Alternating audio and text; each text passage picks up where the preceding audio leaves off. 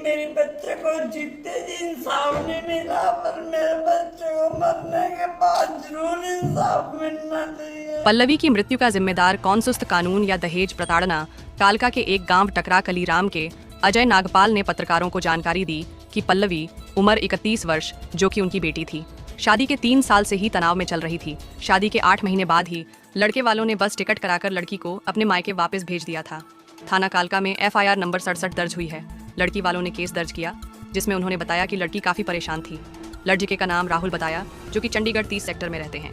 Court में case के बावजूद भी लड़का कभी कोर्ट में पेश नहीं हुआ, तो 28 अप्रैल 2025 जिस दिन कोर्ट में पेशी थी, लड़का नहीं आया, तो उस दिन पल्लवी बहुत ज्यादा डिप्रेशन में चली गई। घर आकर उसने अपनी छोटी बहन सिमरन से बात की कि मैं थोड़ी देर में खाना खाने आती हूँ। लेकिन जैसे ही छोटी बहन कमरे में वापस आई तो उसने देखा कि पल्लवी फंदे से लटकी हुई है। तुरंत उसने अपने पिता को फोन किया, आस पड़ोस को बुलाने के लिए कहा और हॉस्पिटल ले गए, जहाँ पर पल्लवी को मृत घोषित कर दिया गया। अजय नागपाल का कहना है कि हमें इंसाफ चाहिए। हमारी बेटी राहुल के कारण मरी है। राहुल के साथ साथ उसको सहयोग करने वाले लोगों को भी कड़ी से कड़ी सजा मिलनी चाहिए।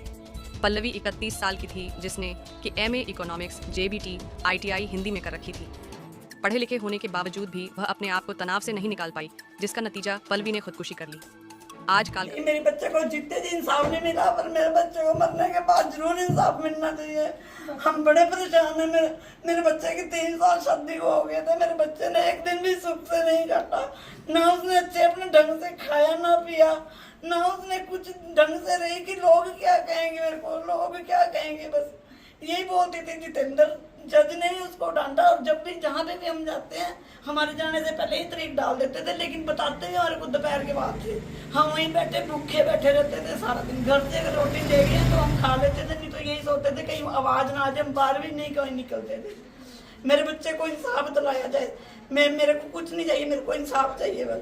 मेरे बच्चे को जीते जी इंसाफ नहीं मिला, पर मरने के बाद मेरे बच्चे को इंसाफ जरूर मिलना चाहिए, ताकि कोई लड़की दुखी ना हो और उनको कड़ी से कड़ी सजा दो। उसके बुआ फुफड़ और उसकी एक बुआ सपना बल्ला है, उसका जवाई ने ये बोला हमारे पास तो बहुत बड़े बड़े जैक हैं, आप क्या कर लोगे। ये बात उसके जवाई के हमारे सामने की बात है कि हमारे को एक साइड पे लेके गए दोनों को, और उन्होंने बोला कि बैठ के इंसाफ कर लो, हिसाब कर लो, जो आपको मिलता है ले लो। हम ऐसे कैसे ले लें, उनकी पसंद की शादी हुई है। यादव ने भी ये बात सपना बल्ला ने भी ये बात बोली, और उसके जवाई ने बोली कि हमारे पास बहुत बड़े बड़े चेक हैं, आप हमारा कुछ नहीं बिगाड़ सकते। आप लटके रहो 8-10 साल धक्के खाओ, फिर बैठ जाओगे आराम से। ये अरुण ठाकुर, उसके वहाँ से पहले ही फोन आ जाते हैं अरुण ठाकुर के, और उसकी बुआ है वो भी रिटायर है कोर्ट से, वो भी हमारे को ही ऐसे धमकाते हैं। आज मेरी आंखों में इस टाइम आंसू नहीं आ रहे, मैं इस टाइम बहुत हाइपर हो रही हूँ, क्योंकि मेरे बच्चे को इंसाफ नहीं मिला।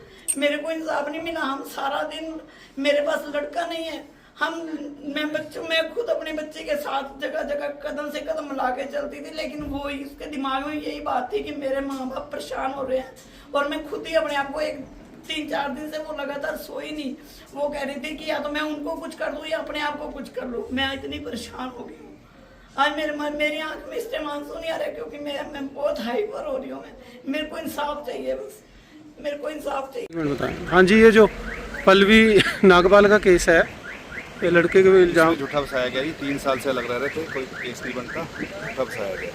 हो सकता है इनके माता पिता ने ही इसको परेशान किया हो, जिसकी वजह से उसने सुसाइड किया हो, और इसमें इसका कोई कुछ। लेकिन जो हमें जानकारी प्राप्त हुई है उसमें ये बताया जा रहा है कि ये पेशी पे कभी नहीं आते थे।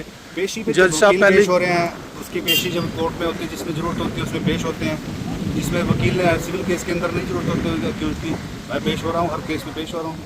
खर्चे के लिए बोला गया था, खर्चा भी नहीं लगा केस था। लगा हुआ है, केस लगा, कोर्ट की प्रोसीडिंग जारी है। कोर्ट की प्रोसीडिंग के तो कितना टाइम हो गया था सर इस केस को लगे हुए?